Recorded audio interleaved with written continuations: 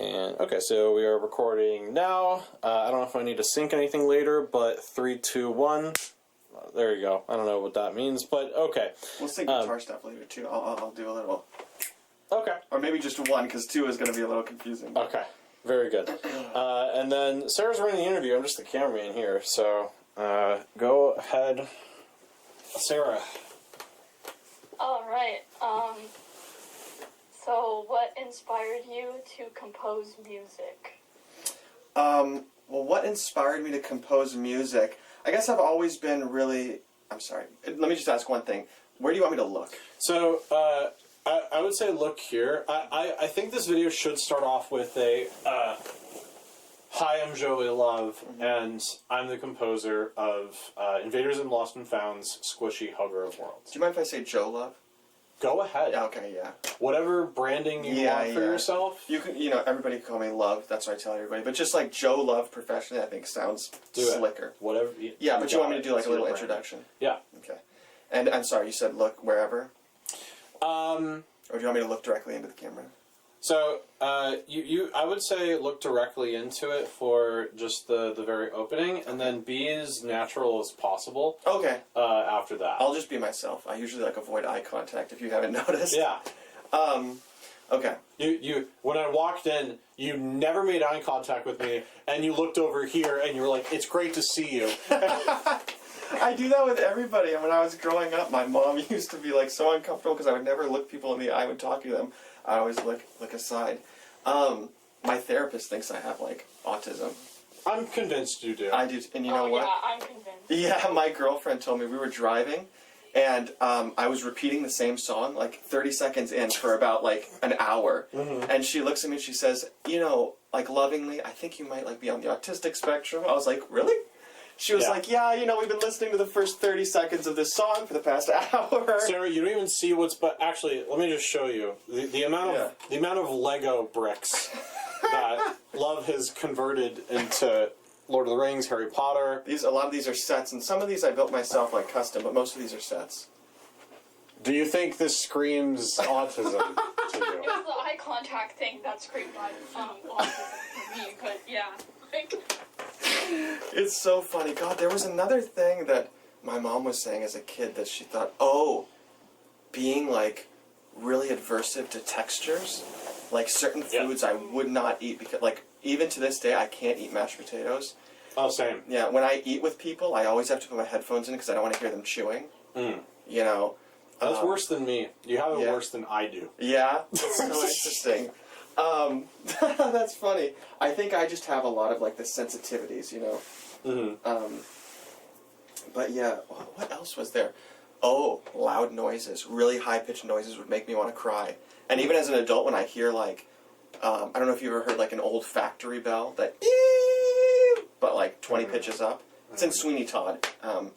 Like that, like makes me want to cry. I have to like pull myself back and be like, oh my gosh. Not because it's like scary, but it's just like something fight or flight kicks in. I'm just like, oh my god, I gotta get away from that. And your obsession with music.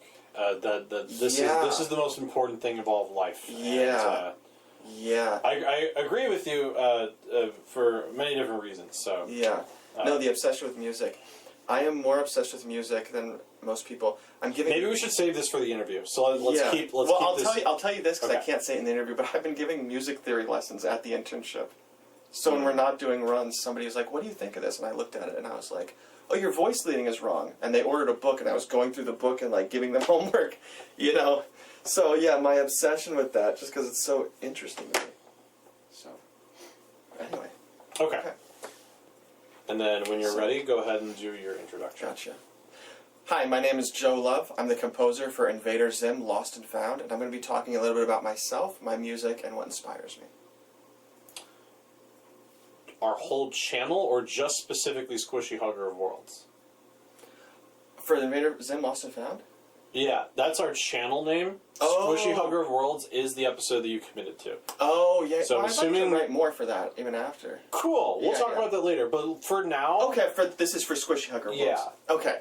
Should I just say Invader Zim Lost and Found Squishy Hugger Worlds? Yeah. Okay. Lost and Found's apostrophe S Squishy Hugger Worlds. Yeah. Hi, Invader Zim apostrophe... No, I'm just kidding. Yeah. You know what I mean? Invader Zim Lost and Found's Squishy Hugger of Worlds. Yeah. Hi, my name is Joe Love. I'm the composer for Invader Zim Lost and Found's Squishy Hugger of Worlds, and I'm going to be talking today about myself, my music, and a little bit about what inspires me. Cool? Great. Okay. When you're done with a take like that, I would recommend just a couple more seconds of looking straight into the And camera. let me do it one more time. And then, Okay. yeah, because you're going to have to... I get you. I think that take was fine. I can just Okay. cut it to B-roll. I'll do one more just so we... Okay. Yeah. Hi, my name is Joe Love. I'm the composer for Invader Zim Lost and Found's Squishy Hugger of Worlds, and I'm going to be talking a little bit about myself, my music, and what inspires me. Okay, and can I get the first question one more time, please? Yes. What inspired you to compose music? So, what inspired me to compose music? When I was young, I was always, like, really creative.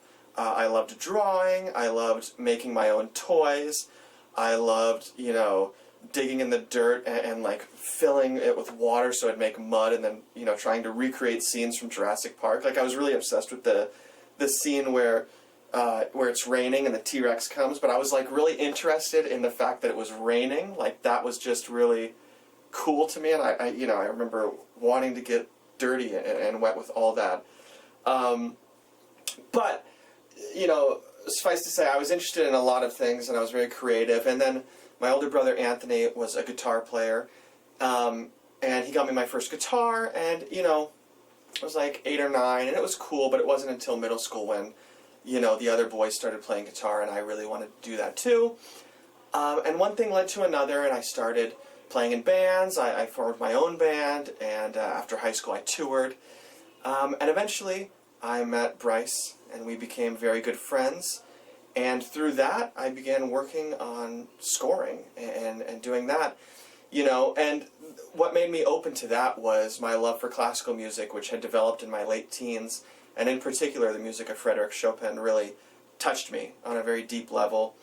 Franz Liszt was also huge for me, but it was Chopin that really, like, started my obsession with that. Everybody's heard some Mozart and some Beethoven and some Bach, but it was really Chopin that got me interested in 19th century European music in particular. So it's all of that, and those are the things that inspire me. And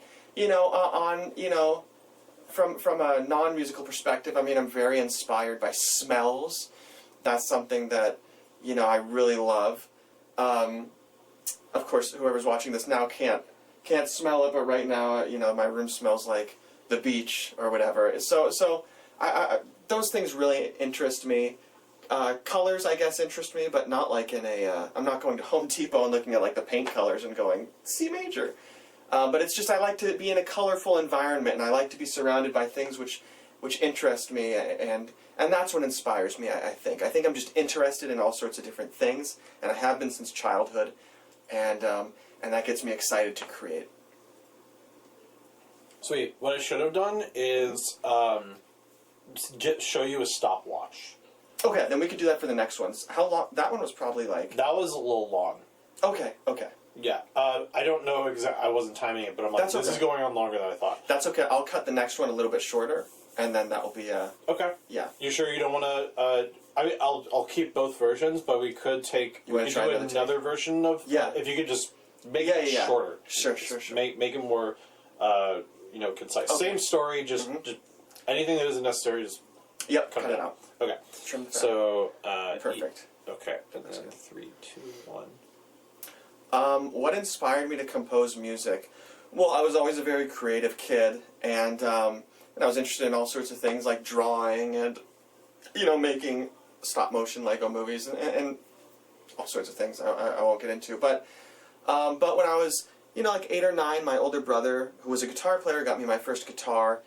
And although I didn't play a whole lot, at that point, once I got into middle school, the other boys were playing guitar, and that's when I picked it up and got really obsessed with it. Started playing in my own bands. I was really interested in writing my own music as opposed to like doing covers like the other boys. And yeah, and then after high school, I started touring and recording in studios. And you know, one thing led to another, and I met all sorts of people, including Bryce, who's also working on Invader Zim Lost and Found as the director. And it was really through him and some other people at the time that I met that I got into scoring. But aside from music, you know, musical things, what inspires me is smells and colors and just the world around me. And I like to surround myself with things that interest me. I'm not really that interested in, you know, recording devices and all this gear and stuff like that. I like to keep things really simple. Like, it's just a laptop and some headphones. When it comes time to mix seriously, you know, I can go to a studio. I have plenty of connections for that and do that. But I just like to keep things simple and surround myself with things that I find interesting. So, and I guess musically, Frédéric Chopin is my biggest influence. And heavy metal music, too, obviously. Okay. Awesome. Thank you. That was a very good time. So Okay. maybe the first one wasn't as long as I thought it was. So maybe you know. Okay. You can also, like, splice those together Yeah. as well. So feel free to do that. I kind of rushed, like, the classical music thing in the second one. You're but, good. Yeah. I'll see what we can fit because we'll you know keep the whole thing to 15. Just make sure you wiggle that mouse. Yeah, that's Okay. what I'm doing. I'm trying to find a spot where it won't, there we go. Cool. And then okay. So next question. Alright, so the next question is, what is your method of composing? My method of composing, it's very traditional. Again, like the whole classical music thing. I like to write in notation software. I don't, you know, I have like a keyboard, but I Actually, hold up. If you Yeah? could restate the question. Okay, just gotcha, once here. gotcha. So, what is my method of composing? Yeah. Okay. Cool. And then What is my method of composing? You know, I try and keep things really traditional. I like to write in notation software. Once I get some ideas, I might put it into Reaper, my DAW of choice, and then, you know, start playing around. Like, I have a small keyboard, but I really don't use it that much. I like to play my guitar. But really, you know, the notation software and being able to see it on sheet music is really important for me. And that's because, you know, my love for that kind of 19th century harmony kind of requires me to be able to see things in notation so that I can keep track of the voice leading and where all the chords are going. And that's not to say that I want to overcomplicate everything. It's just to say that it's a lot easier to keep track of things. So, and again, I'm not like a huge fan of all this different recording technology and gear and stuff like that. Not to bag on it. It's just not what I'm interested in, you know. So I just like to do what interests me, and what interests me is notation and harmony and playing my guitar. So that's how I compose music. I also try and write away from picture. I don't like to sit there with the scene or the cue or whatever and write that cue, like watching it beat for beat. I like to watch it, get a general idea, write the music, bring it back, see what needs to be fixed, and tweak things a little bit. But I kind of think of music more as being an art in and of itself, and it marrying the scene. You know, it's like a marriage, literally, in the sense where it's two individual things coming together, not, you know, one thing completely subservient to the other person. awesome. That was a very good time. Awesome. Great. All right. And then, did you get my text about like if you could insert somewhere the story of like how you take feedback? Yes. I can absolutely. Do you have that planned for? One of the I could questions? totally do it. Which question is next? We have 3 more questions, right? So which one were we talking about that he could incorporate that one in? What is one big lesson Yeah. you've learned that you incorporate into your music composition? And then what are the other ones? The next one is what gives you the inspiration for how you compose. Okay. And then the last one is what is your advice to aspiring music composers? Okay, so which one do you think would be... Well, the last question was what inspired me to compose, right? Or what was the second one? Because the third one I feel like is a little similar to the second one. I just want to make sure that I give a different answer. Yeah, the third one is what what gives you the inspiration for how you compose? Oh, for how I compose as opposed to just what inspires me. Yeah. Composing. Yeah. Oh, okay. Okay, yeah. Let me use the fourth question to talk about feedback, because that's that was the I forgot what it was, but it was perfect for that thing. Okay. Yeah. So if you could Alright. just repeat the third question one more time, please. I'm sorry, and then I will. Yeah. Okay. What gives you the inspiration for how you compose? Okay. What gives me the inspiration for how I compose? Well, again, it goes back to that classical music background. I'm not classically trained or whatever, but I studied a lot of classical music. Obviously, I studied many, many books. I spent many hours poring over, Chopin preludes and stuff. But what inspires, how I compose is really just that. It's the classical music stuff. I just like that traditional way. I think all artists just need to follow what is interesting to them. And that's just what's interesting to me. I wish I had a deeper answer, but it's just, that's what's interesting to me. And then the guitar obviously comes in because of my background. I'm not a piano player. I think I took a year of classical piano, and I barely learned how to play John Field's Nocturne in C minor, enough just to amuse myself. And then I was like, okay, this is not working. The guitar, but yeah, I love my guitar. I love my guitar so much. So that definitely, my love for that and my interest in all these things is what inspires me to do it in the way I do it.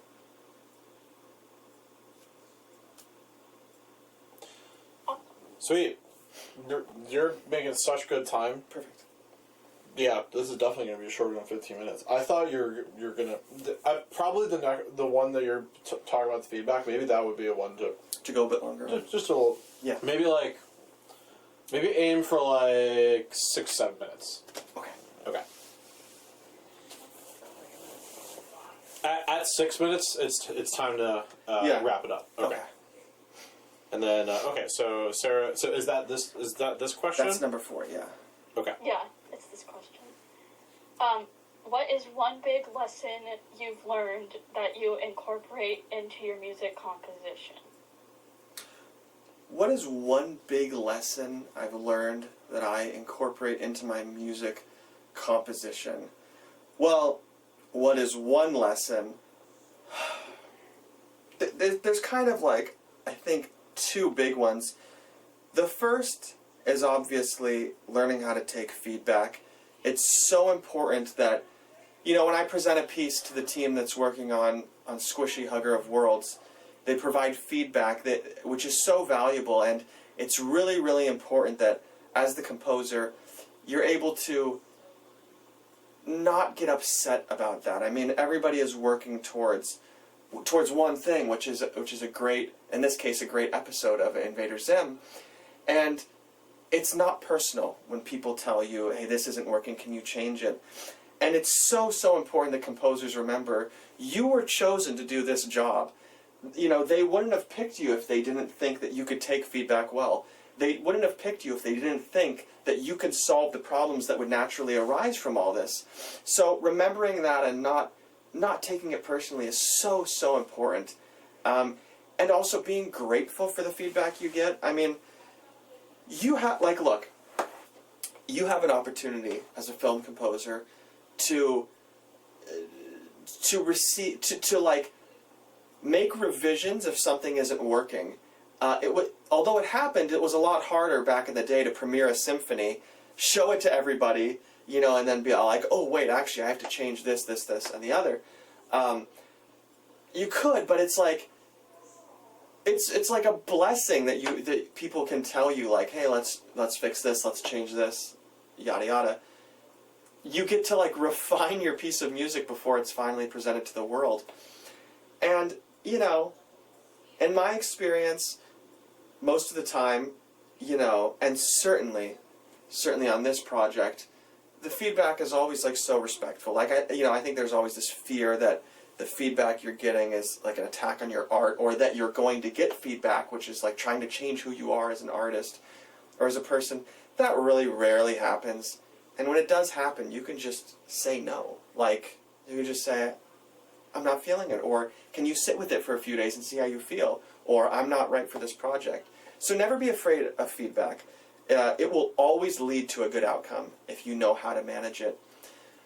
But besides that, I mean, keeping things simple, you know, being a guitar player when I was in my band, you know, myself and all the other guitar players in that metal scene, we all wanted to outdo each other with guitar solos. But at a certain point I realized, you know, this is kind of baloney, this whole like who could play the fastest, who can shred the hardest.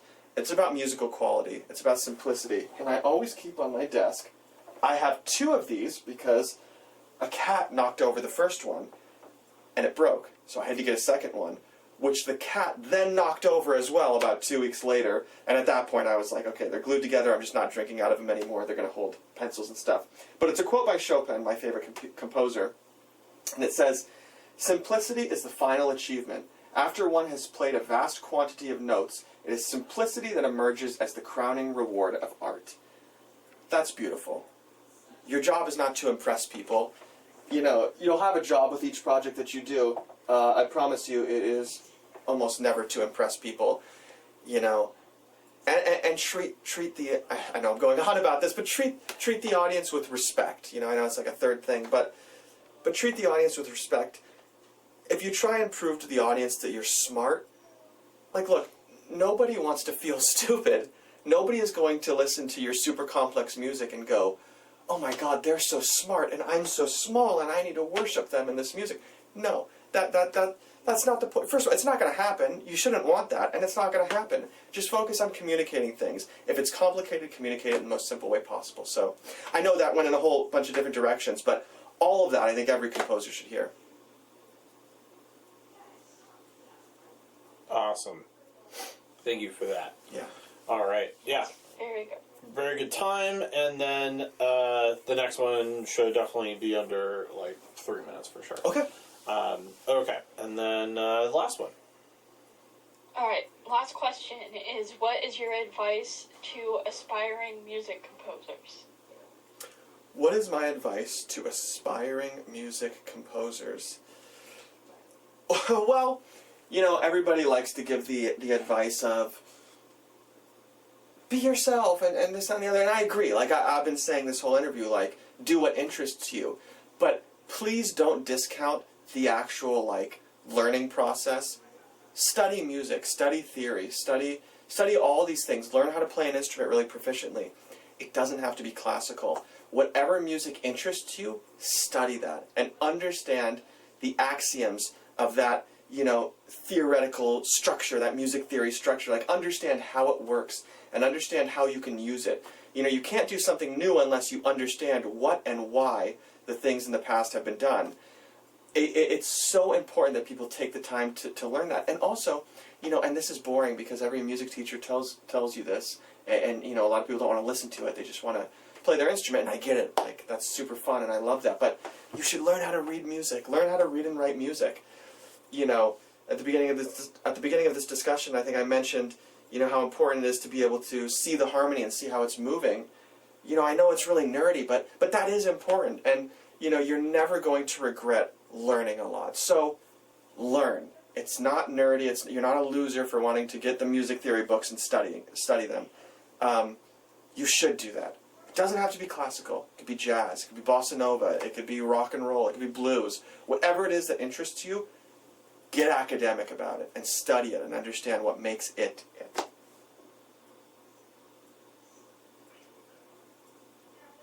Awesome. Thank you so much. Very good. And then maybe some kind of closing line to end the video on. Okay. What does the G stand for? I don't know. I think that's my favorite quote from the whole show. That is, like, so funny. Like, that is actually so funny. I don't know. Oh my God. Some closing words.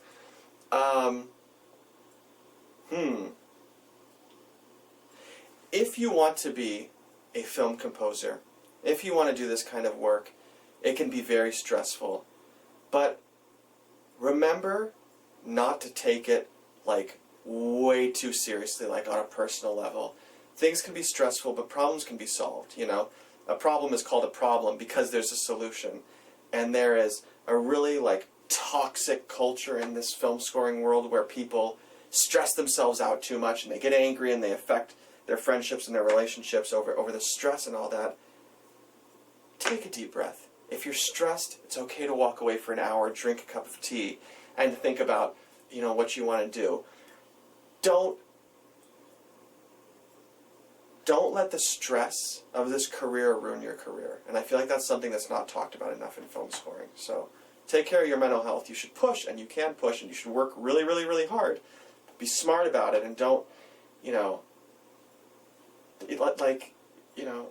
not a firefighter. You're not rescuing somebody from a burning building.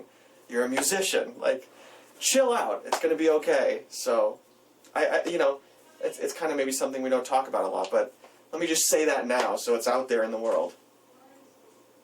And thank you, by the way, for listening. I should probably say that as well. I think that's what normal people do. They say thank you after somebody listens to them ramble for 12, 15 minutes. So, thanks. Very good. Very good. All right, let's get some B-roll. Okay.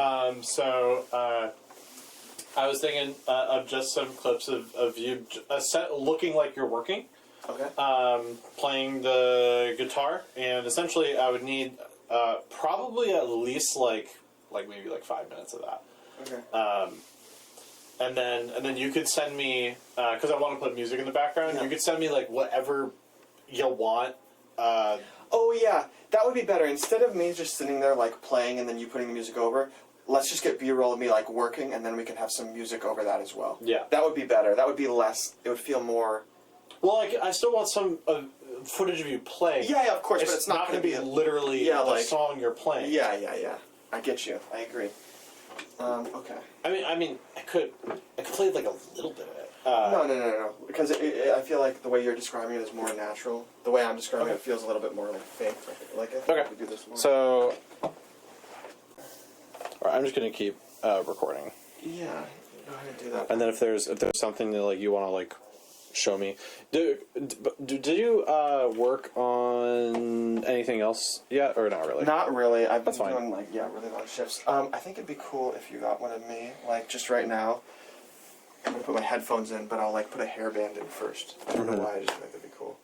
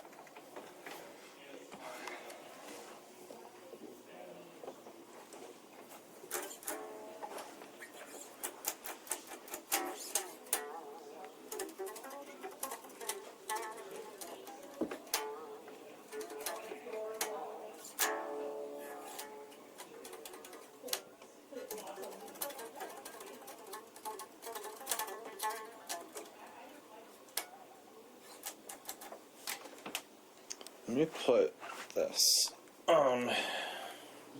right here. Okay, let's try that.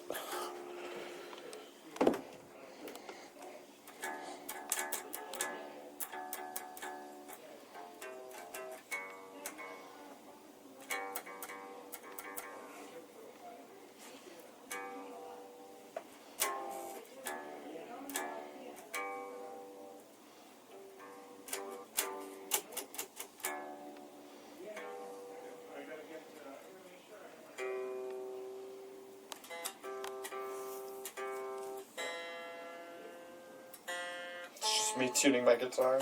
It's actually just very natural. Put audio on this too. You just hear me talking crap about this. This is a horrible tuning job, but I want to get a close up of you tuning it, and then you stop tuning it.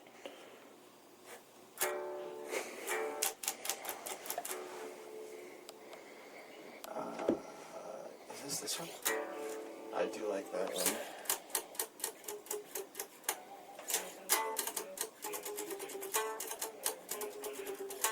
I feel like that's very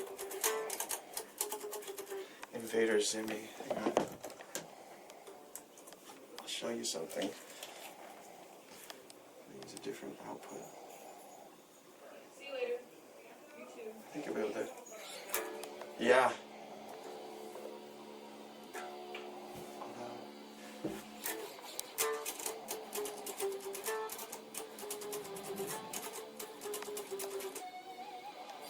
That's very like Invader Zimmy. Not let me. I hate technology, by the way. I absolutely hate technology. I say I like to keep things simple here, and it's true, I do like to keep things simple, but I feel like that is kind of influenced by my hatred for technology. You know, we all have opinions on things, but those, you know, you can't help but be influenced by other things as well. So I feel like those go together really nicely. And now this isn't even working anymore. Yes, please. Thank you.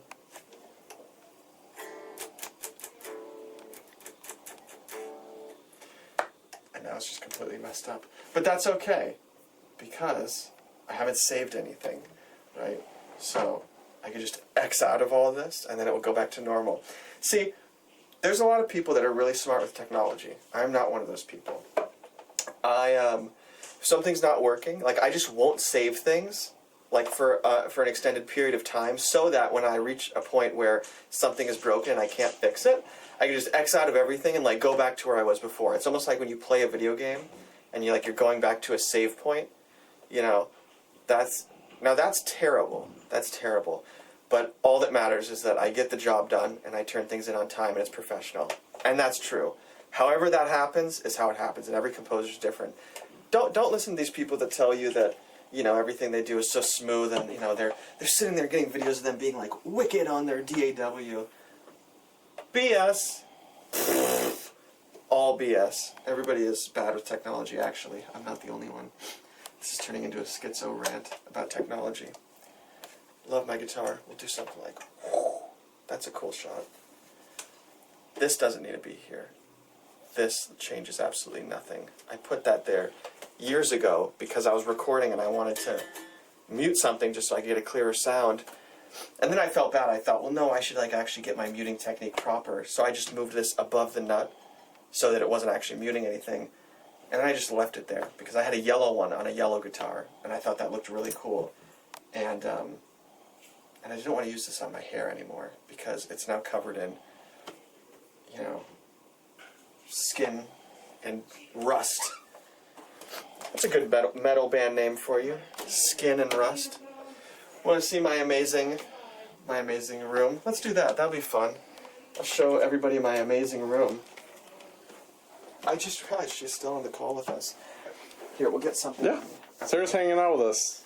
That's lovely. I'll get something of me wrapping up a cable. Hard work right here, guys. Hard work. You can see how I am about wanting everything specific. See all my amazing Lego. I love these things. You can see my girlfriend, I wanted her to paint this for me. I was like, can you paint me like an icy scene? And she was like, yeah, and she started painting it. And before she finished it, I was like, I just want it like that. She's like, it's not even finished. I said, yeah, but it's going to sound terrible. It's going to sound really like pretentious. I was like, I want an unfinished painting. It represents the creative process. Isn't that like crap? Isn't that just a load of crap? Doesn't that sound terrible? It's true. But here's some advice for composers. Keep that to yourself. Keep those things to yourself. They sound terrible. They sound really pretentious. All this stuff. Amazing. All my amazing Lego. This is a great album, by the way. That is amazing. I love... Mwah. This is an amazing album. I love that album. Fuck. Oops, sorry. Fuck gravity. No swearing. F stands for failing the project because the interviewee swore.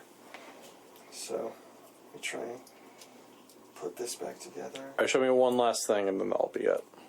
One last thing. Oh. Let's do, I know what I'll show you. This is really funny.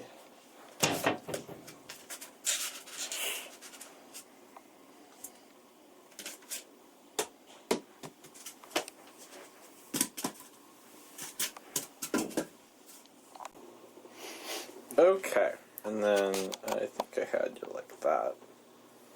Does that look Yep. right? Okay. Okay, is it recording? Okay, so just final words. I'm very passionate about music. I'm very passionate about being able to make people happy with music. I love it when I can give a piece of music to somebody and it adds meaning to what they do. To me, that is just so exciting. And I want to do that for as many people as possible. So if you happen to be interested in working with me, you can reach out to me via email. My Gmail is joelovecomposer@gmail.com. Or you could reach out to me on Instagram, which is @joelovecomposer. So I hope to work with you soon. Bye-bye.